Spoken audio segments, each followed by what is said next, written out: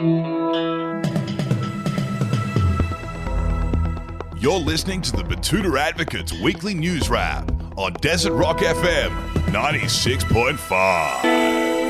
And welcome back to another Betoota Advocate weekly news bulletin. It is mid-September already, and my name is Errol Parker. My name is Wendell Hussey. And I'm Effie Bateman. Would you believe it, Errol Parker, mid-September, eh?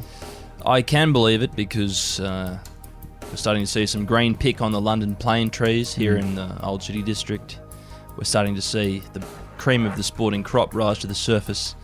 And, of course, your favourite sport, A-League, is just around the corner, Wendell. It is. I'm very excited for that, getting out there with the hundreds of people that turn out to Brisbane Roar games. Also that time of the year where every single morning I come in and I've got about 400-500 mils of sweat underneath each armpit, so things are certainly warming I up. know, because I sit right next to you. Yeah, I know, I'm sorry. Well, about you that. can always do what... It's actually a health condition. But You could do what Clancy did as a young man, and you can get this surgery where they cut the nerves that go to your sweat glands I and think your you armpits. can do laser now as well for it. Yeah, well, you know, this is way back in our day, but yeah, look, he had them all done. So basically, if you've ever seen Clancy at the gym, only his head and his hands and his feet sweat. So he'll just get the red face and the sweat Yeah. and stuff. Well, I've been getting my pubes lasered, so I might ask them if they can do the underarms. Do the other places absorb and take on all the extra sweat? Look, that's Question probably for Clancy? Yeah. That's a question for modern science. I'm not a scientist. I'm just a down on my luck journalist here in the Channel Country. You had a good week? It's been all right, mate. But I think we should really get to the crux of the week, which was, of course, the death of our sovereign, King Charles's mum. She's gone. Yep. And the ABC and the rest of the media pack is really going hammer and tong for it.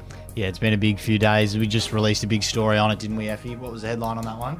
So the headline on that one reads, "Okay, you can give it a fucking rest now. Nation tells ABC suck-ups." I believe they've sent 27 reporters to London. We've sent 27 reporters to London. Yeah. 27 interns. Yeah, they have. So the ABC, you know, they're a bit different because it's our money. You know, we're paying 20 cents a day, and I'm tell you what, I'm not paying 20 cents a day for that fucking Michael Rowland to be over there. I want him front and center at the ABC headquarters in Melbourne giving me the news like he does. I mean, he doesn't need to be gallivanting over there on the taxpayer dime in London. I mean, he's well above that. Yeah, well, Tracy Grimshaw's earned it, and I don't begrudge Tracy getting over there and doing a current affair live from London. But yeah, you're right. There's a lot of other stuff going on in the world for Michael to just to be heading over there and smiling and giving us the news about the Royals every single day. Because after 7 days, I think it's 8 now, of non-stop coverage, speculation, and live crosses with experts, the brazen Anglophilic news coverage has only confirmed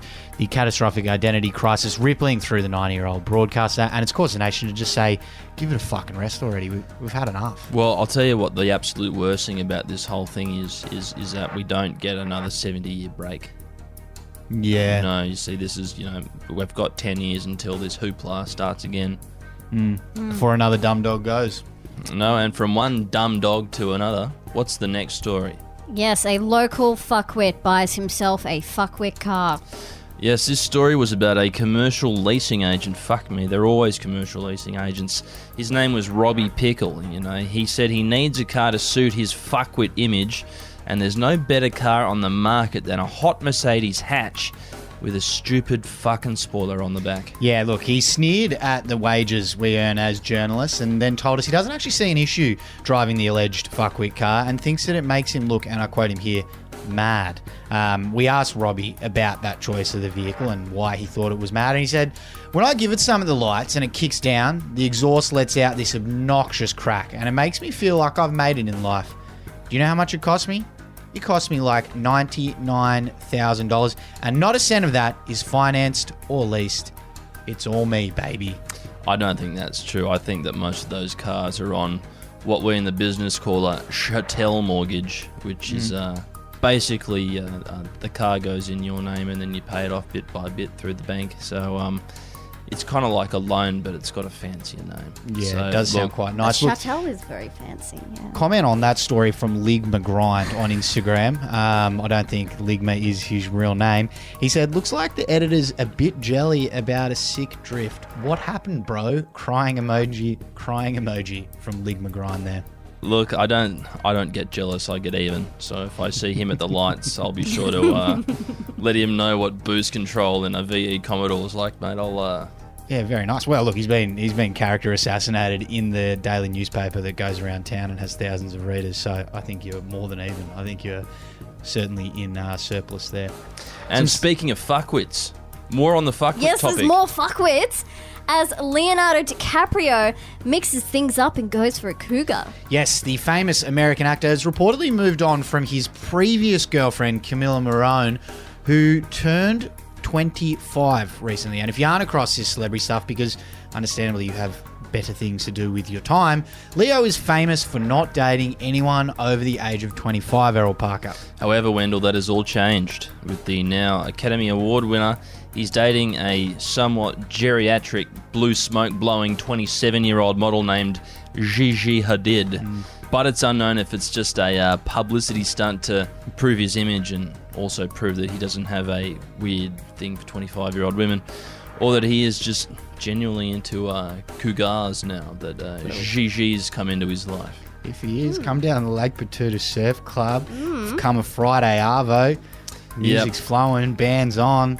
Mate, he'll be like a piglet that's fallen into the swamp of some wetland on the island of Komodo in Indonesia, just screaming for his life while, Yeah, that first a whole- bite injects a whole the poison, pack of brings him down.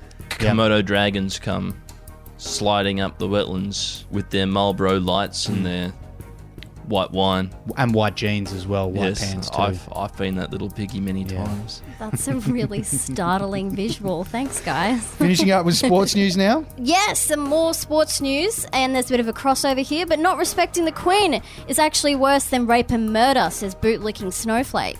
Yes, if you haven't been watching the 8 days of Australia's rolling news coverage of the Queen's death, then you might not be aware of one of the most disgraceful news stories coming out of the world of rugby league.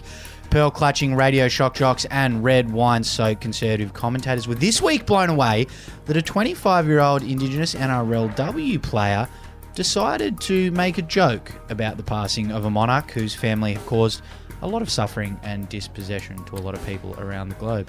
Yes, the young woman caused a real stir when she posted a humorous tweet about the Queen, which was met by outrage by people like Way Hadley, who said it was the most morally reprehensible thing he had ever seen in rugby league. Yeah, that's right. Disgusting. It's far worse than former rugby league star Chris Dawson murdering his wife to pursue an affair with an underage school student, or worse than the time, half the Newtown Jets got sentenced to life in Bangkok Hilton for trafficking heroin, or countless examples of rape, sexual assault, Someone domestic pissed violence, in their own mouth. grievous bodily harm. That's a victimless crime. I maintain Yeah, that. that's fine. Yeah, no. Same as the shitting in the shoe. That's fine. Yeah. That's all good. I think there's one victim in that. I think it's Yeah, well, it's your shoe. Well, if you're on a rugby league trip and you take your shoes off at the door like some Protestant, then I guess you're asking to get a poo in it. Yeah, that's the way the universe works. And look, all of that stuff, according to these guys, pales. Absolutely pales in comparison. No, he who to has calling not a 96-year-old monarch a dumb dog.